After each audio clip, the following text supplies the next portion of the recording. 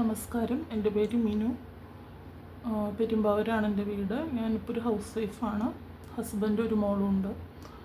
അപ്പോൾ ഞാനിപ്പോൾ ഈ വീഡിയോ എടുക്കാൻ കാരണം ഇവിടെ പെരുമ്പാവൂരൊരു ജോലി തട്ടിപ്പ് നടന്നിട്ടുണ്ട്. ഞാൻ വർക്ക് ചെയ്തിട്ടുണ്ടായിരുന്ന സ്ഥാപനമായിരുന്നു. ഒരു 5 കോടിയോളം രൂപ ആയിട്ട് അവരിപ്പോൾ മുങ്ങിയേക്കുവാണ്. ഇതിപ്പോൾ ഒരു 7 മാസത്തോളമായി. പെരുമ്പാവൂർ വെസ്റ്റേൺ സൊല്യൂഷൻസ് എന്ന് പേരുള്ള സ്ഥാപനമാണ്. അപ്പോൾ അതിൻ്റെ ഓണേഴ്സ് ഒരു ഹസ്ബൻഡും വൈഫുമാണ്. അവർക്ക് കുട്ടികളൊന്നുമില്ല. അപ്പോൾ ഞാനവിടെ 2022 നവംബറിലാണ് ഞാനവിടെ ജോലിക്ക് കയറിയിട്ടുണ്ടായിരുന്നത്.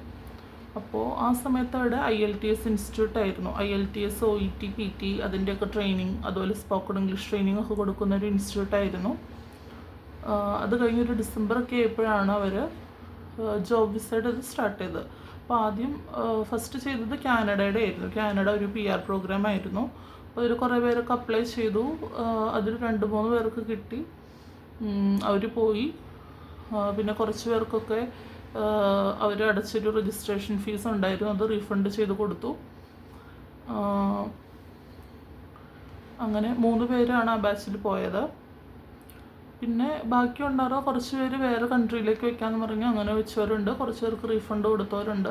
പിന്നെയും പുതിയ ഓരോ പ്രോഗ്രാംസൊക്കെ വന്നുകൊണ്ടിരുന്നു. ന്യൂസിലൻഡ്, അയർലൻഡ്, പിന്നെ യൂറോപ്പ്, അങ്ങനെ ഓരോന്ന് വന്നുകൊണ്ടിരുന്നു.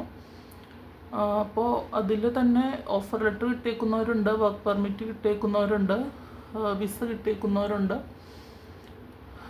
അപ്പോൾ ഇവരുടെ നിന്നൊക്കെ 2-3 തവണയായിട്ട് പേയ്മെൻറ്റ് വാങ്ങിയിട്ടുണ്ട്. അത് 25,000 തൊട്ട് 20 ലക്ഷം വരെ അടച്ചിട്ടുള്ള കാൻഡിഡേറ്റ്സ് ഉണ്ട്.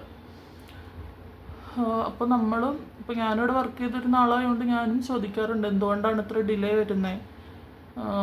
അപ്പം സാറ് പറഞ്ഞിട്ടുണ്ടായിരുന്നു ഇപ്പം എല്ലായിടത്തും എല്ലാ പ്രോഗ്രാംസും ഡിലേ ആണ്. അപ്പോൾ എൻ്റെ ആണെങ്കിലും വേറെ ഫ്രണ്ട്സൊക്കെ വേറെ പല ഏജൻസിയിൽ നിന്ന് പോയിട്ടതുപോലെ ടൈം എടുത്തിട്ടുണ്ട് പോകാനായിട്ട്.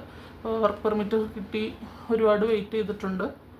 അപ്പോൾ ഞാൻ വിചാരിച്ചു അത് സത്യമായിരിക്കും എന്ന് വിചാരിച്ചു. അത് കഴിഞ്ഞ് 2025 ഓഗസ്റ്റ് ലാസ്റ്റ് ഒക്കെ ആയപ്പോഴേക്കും എൻ്റെ അടുത്ത് ഇവർ പറയുകയാണ് കുറച്ച് ദിവസം. അപ്പോൾ എൻ്റെ സാലറി ഓൾറെഡി പെൻഡിങ് ആയിരുന്നു. അപ്പോൾ ഇങ്ങനെ ഫിനാൻഷ്യൽ അവർക്ക് കുറച്ച് ഫണ്ടൊക്കെ കിട്ടാനുണ്ട്, കുറച്ച് എമൗണ്ടൊക്കെ റീഫണ്ട് ചെയ്ത് കൊടുത്തു. അപ്പോൾ പെട്ടെന്ന് ആ ഒരു സാഹചര്യത്തിൽ നമ്മൾ ഇട്ടിട്ട് പോരുന്നത് ശരിയല്ലല്ലോ. പിന്നെ എൻ്റെ ഹസ്ബൻഡിനും പോകാനായിട്ട് കുറച്ചധികം എമൗണ്ട് കൊടുത്തിട്ടുണ്ടായിരുന്നു. പിന്നെ ഇതിനിടയ്ക്ക് ഒരു ഷെയർ മാർക്കറ്റ് ചെയ്തിട്ടുണ്ടായിരുന്നു. അതിൽ കുറേ ആൾക്കാർ ഇൻവെസ്റ്റ് ചെയ്തിട്ടുണ്ട്. അപ്പോൾ എനിക്ക് എമൗണ്ട് കിട്ടാനുള്ളതുകൊണ്ടും ഞാൻ അവിടെ തന്നെ നിന്നു. സാലറി ഇല്ലാണ്ട് തന്നെ ഞാൻ അവിടെ വർക്ക് ചെയ്തു. അത് കഴിഞ്ഞ് ഓഗസ്റ്റ് 31 വൈകിട്ട് എൻ്റെ പേഴ്സണൽ ഫോണിലേക്ക് ഒരു കാൻഡിഡേറ്റ് വിളിക്കുവാണ്. അവർ വിളിച്ചിട്ട് പറയുവാണ് ഈ സാറിൻ്റെയും മേഡത്തിൻ്റെയും ഫോൺ സ്വിച്ച് ഓഫ് ആണല്ലോ, എന്താ പറ്റിയെന്ന് അറിയുമെന്ന് ചോദിച്ചിട്ടാണ് എന്നെ വിളിക്കണേ. അപ്പോൾ ഇവരെപ്പോഴും അമ്പലത്തിലും ഒക്കെ പോയിക്കൊണ്ടിരിക്കണവരാണ്. അപ്പോൾ ഞാൻ കരുതി അമ്പലത്തിലും എല്ലാം പോയതുകൊണ്ട് എല്ലാം ഓഫാക്കി വെച്ചേക്കുമായിരിക്കും എന്ന് കരുതി ഞാനും ഇവരുടെ 2 പേരുടെയും നമ്പറിൽ അവരുടെ പേഴ്സണൽ നമ്പറും എൻ്റെ അടുത്തുണ്ട്. അപ്പോൾ എൻ്റെ കയ്യിലുള്ള നമ്പേഴ്സിലെല്ലാം ഞാൻ വിളിച്ച് നോക്കുന്നുണ്ട്, എല്ലാം സ്വിച്ച് ഓഫ് ആണ്. അപ്പോൾ എല്ലാ ഫോണും സ്വിച്ച് ഓഫ് ആയി കഴിഞ്ഞപ്പോൾ എനിക്കൊരു ഡൗട്ട് തോന്നി, എന്തായിരിക്കും ഇനിയിപ്പോൾ ഇവർക്ക് ഫിനാൻഷ്യൽ ഇഷ്യൂസൊക്കെ കാരണം കൊണ്ട് അവർ വേറെ എന്തെങ്കിലും ചെയ്തോ എന്നായിരുന്നു ആദ്യം എൻ്റെ മനസ്സിലേക്ക് വന്നത്. ഞാൻ ഭയങ്കര നെർവസായി. അതിനുശേഷം ഞാൻ ഈ മേഡത്തിൻ്റെ ബ്രദറിൻ്റെ നമ്പർ എൻ്റെ കയ്യിലുണ്ടായിരുന്നു. അയാളെ ഞാൻ വിളിച്ചു. ആളെ വിളിച്ചപ്പം ആളെന്നോട് ചോദിച്ചു, മിനുവിനെ അഡ്വക്കേറ്റ് വിളിച്ചിട്ടുണ്ടായിരുന്നില്ലേ, മിനുവിനെ വിളിച്ചിട്ട് എടുത്തില്ല എന്ന് പറഞ്ഞു. അങ്ങനെ എന്തോ പറഞ്ഞു. അഡ്വക്കേറ്റ് വിളിച്ചിട്ട് എടുത്തില്ലെന്നോ അങ്ങനെ എന്തോ പറഞ്ഞു. അപ്പോൾ ഞാൻ ഫോൺ എടുത്ത് നോക്കിയപ്പോൾ അഡ്വക്കേറ്റിൻ്റെ ഒരു മിസ് കോൾ ഉണ്ട്. ഒരു നമ്പറിൽ തന്നെ 2-3 തവണ എന്നെ വിളിച്ചിട്ടുണ്ട്. അപ്പോൾ ഞാൻ ആ നമ്പറിൽ തിരിച്ച് വിളിച്ചു. ട്രൂ കോളറിൽ നോക്കിയപ്പോൾ കണ്ടു അഡ്വക്കേറ്റ് ആണെന്ന് കണ്ടു. ഞാൻ തിരിച്ച് വിളിച്ചപ്പോൾ അയാൾ എന്നോട് പറഞ്ഞത്, മിനുവിനറിയാലോ ഓഫീസിൽ കുറച്ച് ഇഷ്യൂസൊക്കെ ഉള്ള കാര്യം. അപ്പോൾ അവർ കുറച്ച് ദിവസത്തേക്ക് മാറി നിൽക്കുവാണ്, മിനുവിനോട് പറയാൻ പറഞ്ഞിട്ടുണ്ട്. അപ്പോൾ നിങ്ങളവിടെ വർക്ക് ചെയ്യുന്ന സ്റ്റാഫിന് ഒന്നും പ്രശ്നം ഉണ്ടാവാതിരിക്കാനായിട്ട് എന്തോ ഡോക്യുമെൻ്റൊക്കെ റെഡിയാക്കി വെച്ചിട്ടുണ്ട്, അത് വന്ന് വാങ്ങണം എന്നൊക്കെ എന്നോട് പറഞ്ഞു. അങ്ങനെ പറഞ്ഞിട്ട് വെച്ചു. അത് കഴിഞ്ഞ് പിറ്റേ ദിവസം അയാൾ വിളിച്ചു, ഡോക്യുമെൻ്റ് വാങ്ങാൻ വരുന്നില്ലെന്ന് ചോദിച്ചു. അപ്പോൾ ഞാൻ പറഞ്ഞു അങ്ങനെയുള്ള പ്രശ്നമല്ല. അപ്പോൾ ഞാൻ ത്രൂ വന്നേക്കുന്ന കാൻഡിഡേറ്റ്സ് ഉണ്ട്, അതായത് ഞാൻ ഫോണിൽ സംസാരിച്ച് അങ്ങനെ രജിസ്റ്റർ ചെയ്തേക്കുന്നവരുണ്ട്. അപ്പോൾ അവരുടെ കയ്യിൽ നിന്ന് പൈസ മീൻസ് ആ പൈസയൊന്നും എടുത്തത് ഞാനല്ല എങ്കിലും എനിക്ക് ഒരു ഉത്തരവാദിത്വം ഉണ്ടല്ലോ. അങ്ങനെ പറഞ്ഞു കഴിഞ്ഞാൽ പിന്നെ ഞാൻ വിളിച്ചെടുക്കാണ്ടായി.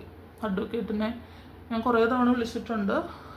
അയാൾ എന്നെ തിരിച്ച് വിളിക്കൂ, മെസ്സേജ് അയച്ചു, മെസ്സേജ് കണ്ടിട്ട് റിപ്ലൈ ചെയ്യുകയൊന്നും ചെയ്തിട്ടില്ല. അപ്പോൾ ബാക്കി കാൻഡിഡേറ്റ്സിനോട് ചോദിച്ചപ്പോൾ അവരും പറഞ്ഞത് ആദ്യമൊക്കെ അഡ്വക്കേറ്റ് വിളിക്കുമ്പോൾ എടുക്കുമായിരുന്നു, പിന്നീട് വിളിച്ചിട്ട് ഫോൺ എടുക്കുന്നില്ലെന്നാണ് പറഞ്ഞത്. പിന്നെ അന്ന് ഇയാൾ എന്നോട് പറഞ്ഞായിരുന്നു കാൻഡിഡേറ്റ്സിനൊക്കെ അയാളുടെ ഓഫീസിൽ നിന്ന് വിളിക്കും, അപ്പോൾ എല്ലാവർക്കും ഒരു ഡേറ്റ് ഇട്ടൊരു ചെക്ക് കൊടുക്കുന്നുണ്ട് എന്നൊക്കെ പറഞ്ഞിരുന്നു. അപ്പോൾ എന്നെയും കുറേ പേര്, അപ്പോൾ എൻ്റെ പേഴ്സണൽ നമ്പർ ഇപ്പോൾ ഒരാൾക്ക് കിട്ടിക്കഴിയുമ്പോൾ അവരങ്ങ് ഷെയർ ചെയ്ത് എന്നെയും കുറേ ആൾക്കാരൊക്കെ വിളിച്ചിരുന്നു. അപ്പോൾ അവരെല്ലാവരും പറഞ്ഞു അപ്പം സാറിന് ഇങ്ങനെ ഒരു ഫിനാൻഷ്യൽ ഇഷ്യൂ വന്നതായിരിക്കാം, അപ്പോൾ അവരെല്ലാം വെയിറ്റ് ചെയ്യാനായിട്ട് റെഡിയാണ്, പക്ഷെ ആളിവിടെ വരണം, ആൾ നേരിട്ട് വന്ന് നമ്മളോട് സംസാരിച്ച് കഴിഞ്ഞാൽ നമ്മൾ വെയിറ്റ് ചെയ്യാനായിട്ട് റെഡിയാണെന്ന് പറഞ്ഞു. പക്ഷെ ആളതിനും തയ്യാറായിട്ടില്ല. സോ ഇന്നിപ്പോൾ ഇത് 7 മാസമായി. ഓഗസ്റ്റ് 31 തീയതിയാണ് അവർ പോകുന്നത്. 7 മാസമായി. പലരും കേസ് കൊടുത്തിട്ടുണ്ട്, പല സ്റ്റേഷനിൽ നിന്ന് എന്നെ വിളിക്കാറുണ്ട് സ്റ്റേറ്റ്മെൻറ്റ് എടുക്കാൻ വേണ്ടിയിട്ട്.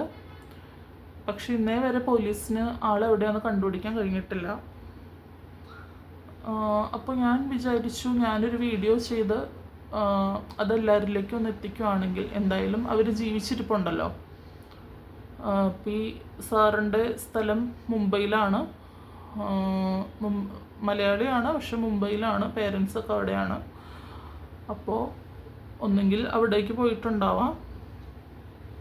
അപ്പോൾ അവിടുത്തെ അഡ്രസ്സിലൊക്കെ നമ്മൾ അന്വേഷിച്ചു, ആളവിടെ വീട്ടിലില്ലെങ്കിലും അവിടെ പരിചയത്തിലുള്ളവരുടെ അടുത്തോ അവിടെ ജനിച്ചുള്ളവർക്ക് പാടില്ലല്ലോ. പിന്നെ ഇതിന് മുമ്പ് ആൾ UAE-യിലായിരുന്നു. UAE-യിൽ ബിസിനസ്സൊക്കെ ചെയ്തുകൊണ്ടിരുന്ന റിസഷൻ വന്ന ടൈമിൽ അവിടെ നിന്ന് പോകുന്നതാണ്. അപ്പോൾ അവിടേക്ക് ചിലപ്പോൾ പോയിട്ടുണ്ടാവാം. അപ്പോൾ പോലീസ് അന്വേഷിച്ചപ്പോൾ പറഞ്ഞത് എയർപോർട്ടിൻ്റെ അവിടെ വരെ അവരുടെ വണ്ടി എത്തിയിട്ടുണ്ടെന്നാണ്. അപ്പോൾ വണ്ടിയും കാണുന്നില്ല, അവർ വെങ്ങോലയിലാണ് താമസിക്കുന്നത്. അപ്പം നമ്മളവിടെ വീട്ടിലൊക്കെ പോയിട്ട് നോക്കിയിട്ടുണ്ടായിരുന്നു, വീട്ടിൽ കാറൊന്നും കിടക്കുന്നില്ല. നെയ്ബേഴ്സിനോട് ചോദിച്ചപ്പോഴാണെങ്കിലും അവരവിടെ വന്നിട്ടായിട്ടുള്ള ഇൻഫർമേഷനൊന്നും കിട്ടിയിട്ടില്ല. അപ്പോൾ ഇത്രയും ആൾക്കാരുടെ പൈസ പലരും ലോൺ എടുത്തും ഒക്കെ, എല്ലാവരും സാധാരണക്കാരാണ്, ലോൺ എടുത്തിട്ടും എല്ലാവരുടെ കയ്യിൽ നിന്ന് കടം വാങ്ങി ഗോൾഡ് വിറ്റും പണയം വെച്ചും ഒക്കെ തന്നിരിക്കുന്ന പൈസയാണ്. അപ്പോൾ അത് എൻ്റെ കൂടെ ഒരു റെസ്പോൺസിബിലിറ്റിയാണ് ആളെ കണ്ടുപിടിക്കുക എന്നുള്ളത്. അപ്പോൾ ഇത്രയും നാൾ ഞാൻ വെയിറ്റ് ചെയ്തു. ഇപ്പോൾ ഞാൻ ആളുടെ ഫോട്ടോ ഒന്നും പബ്ലിഷ് ചെയ്യുന്നില്ല. മെയ് വരെ ഞാൻ വെയിറ്റ് ചെയ്യും. എന്നിട്ടും ആയില്ലെങ്കിൽ ഞാൻ അവരുടെ ഫോട്ടോ അടക്കം വെച്ചിട്ടൊരു വീഡിയോ ഇടും. അപ്പോൾ നിങ്ങൾ ഈ വീഡിയോ കാണുന്നവരിത് എല്ലാവരിലേക്കും ഒന്ന് ഷെയർ ചെയ്യണം. ഇപ്പോൾ അവർ മാറി നിൽക്കുകയാണെങ്കിലും എന്തായാലും പുറത്തിറങ്ങാണ്ട് അവർക്ക് ജീവിക്കാൻ പറ്റില്ലല്ലോ. അപ്പോൾ ആൾക്കാരെങ്കിലും ഒന്ന് തിരിച്ചറിഞ്ഞ് അവരെ ഒന്ന് നാട്ടിലെത്തിക്കാനുള്ള ഒരു ശ്രമമാണ് ഞാൻ നടത്തുന്നത്. എനിക്കറിയത്തില്ല അത് എത്രമാത്രം പോസിബിളായിട്ടുള്ള കാര്യമാണെന്ന്. എന്തായാലും ഞാൻ ശ്രമിച്ചു നോക്കുവാണ്. സോ നിങ്ങളുടെ എല്ലാവരുടെയും സപ്പോർട്ട് എനിക്ക് വേണം. അപ്പോൾ ആളുടെ പേര് രണജിത്ത് എന്നാണ്, രണജിത്ത് VM. വൈഫിൻ്റെ പേര് വർഷ KL എന്നാണ്. അപ്പോൾ ആൾക്കൊരു 48 ഇയേഴ്സൊക്കെ ഉണ്ടാവും, അത്ര ഒരു ഏജ് ഉണ്ട്. വർഷ എന്ന് പറഞ്ഞ ആൾക്കും ഒരു 38 ഒക്കെ ഏജ് ഉണ്ടാവും. അപ്പോൾ എല്ലാവരും ഹെൽപ്പ് ചെയ്യുക, ഞങ്ങൾ ഹെൽപ്പ് ചെയ്യുക, കണ്ടുപിടിക്കാനായിട്ടൊന്ന് ഹെൽപ്പ് ചെയ്യണം. Thank you.